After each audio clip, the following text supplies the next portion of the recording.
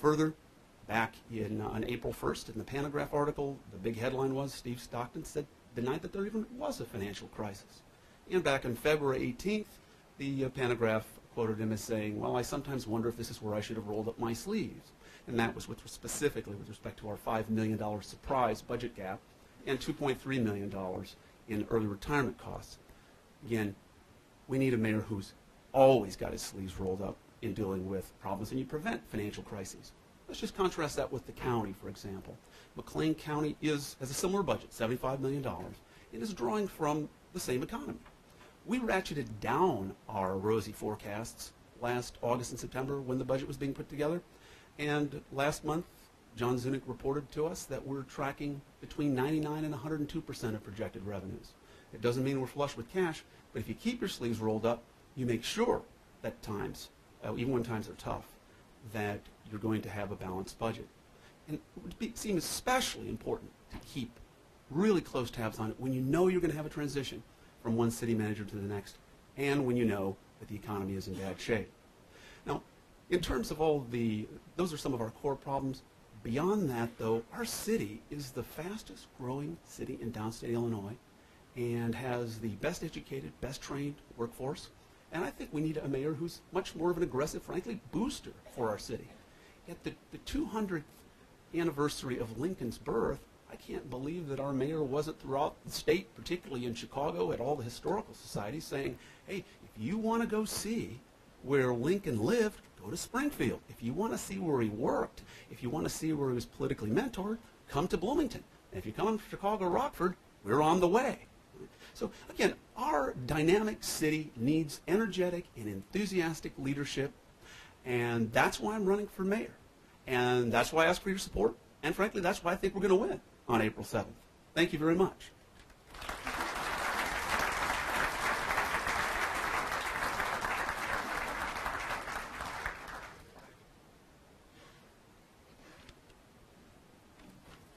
Good morning, fellow Republicans and guests. My name is Scott Lay. I, too, am a resident in Bloomington and happen to, for the last 6 years, have had the pleasure to serve on Unit 5's Board of Education. Mr. Renner, after listening to your speech, I'd like to extend, after you spoke eloquently about openness and fiscal responsibility, you may have a home in the Republican Party if you continue to govern as you espouse. But I'm not here to dwell on upon Mr. Renner's political speech this morning. It is my pleasure to introduce the third candidate who's running for Bloomington mayor, and that's Eric Dukosas. Of the three candidates, obviously him not being the incumbent or a current office holder, perhaps he's the individual that we as a group know the least about, so hopefully you will draw much from what he has to speak about in his 10 minutes. A little bit about Eric. He is a native of the state of Louisiana. And upon graduating from the University of Louisiana at Lafayette in 1993, moved to our community where he came to work for State Farm Insurance, which has been much documented in the last week. Today he serves as a business analyst in that role. His wife Pam joins us today, and their two young daughters who are ages 6 and 3. And as a parent of youngsters, Pam, I can appreciate your quick little exit you had to make a couple minutes ago, and the crayons as well. But let me talk just for a moment, and I realize I don't have much time.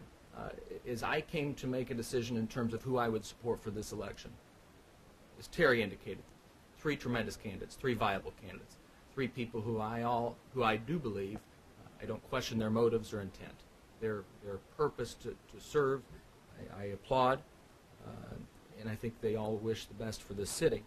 But I looked at, as I do in any election, a candidate who I trust, and a candidate whose views are most aligned with my very own.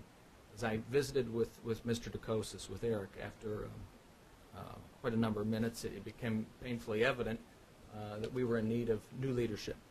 It became very evident to me as well that his beliefs are aligned with mine. We have a number of challenges, as Terry and Steve have spoken about. But if you dig or peel back the onion, folks, we've went through a $14 million budget surplus in a matter of 4 years. Add the $5 million operating deficit we're amidst this year, that's $19 million in 4 years, amidst a growing and vibrant economy, again, with the exception of the last 12 months. We haven't talked about the living wage. Eric DeCosis knows that the living wage is bad public policy. He doesn't need 15 work sessions or other things to indicate otherwise. He recognizes that if we're going to be a community that attracts investment and capital and people, we can't raise taxes at a time, as Senator Brady mentioned, where our governor is raising taxes by 50%. Ladies and gentlemen, Eric DeCosis is our next speaker, and I hope you will join me in welcoming him. Eric.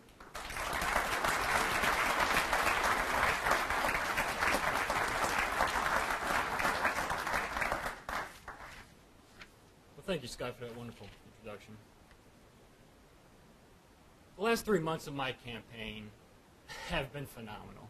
You know, what started off in January is just a small endeavor with my family, has exploded into a major campaign with yard signs, billboards, commercials, and many, many volunteers and supporters eager to bring conservatism back to City Hall.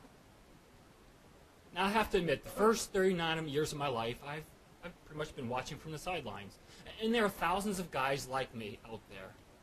You know, as long as things aren't hurting our families too much, as long as it's just maybe one or two issues that we don't agree with, regular citizens like me just sit back and say, well, let's just let the politicians handle it. They have the best interests of us at heart. The problem is when you start seeing a pattern of a government that seems out of touch, a pattern of a government that constantly raises our taxes and fees, but doesn't cut back its spending. We think, what's going on? Now, the government that's supposed to be protecting our quality of life is making it worse. When you look at the government recently, it appears that city government is putting their priorities above the priorities of its residents. And that just doesn't sound right. The way I was brought up was that the priorities of the government are the people, are the residents. Like you hear in school, we're a government of the people, by the people, and for the people. But that's not how the current government is working.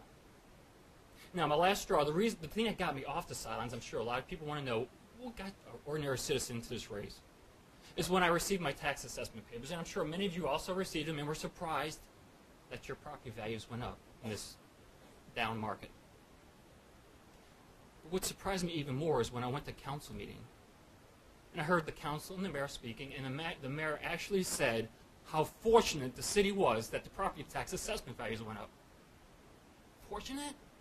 No, to a taxpayer, what that tells me is how fortunate the city thinks it is that taxpayers have to give more and more of their income to support the city. And folks, a mayor who believes that's fortunate, taxpayers to give more money to the city, is either a mayor who's out of touch of what us regular citizens go through in our budgets, or a mayor who doesn't quite have the right priorities.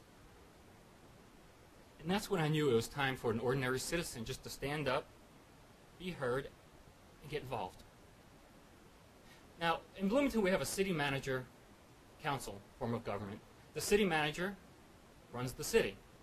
And that's the job of the council and the management, the council and the mayor, to give him guidance, to give him vision, direction of the way the city needs to move. They give the direction, the manager implements it.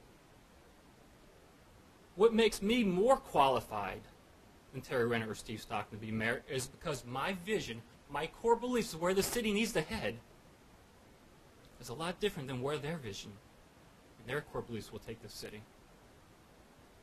But it's up to you, the voters, to determine who's the most qualified, to look at each of our visions and to take a paraphrase Ronald Reagan, try to look out 4 years from now and see which vision will take you to a place where this Bloomington is better for you and your family.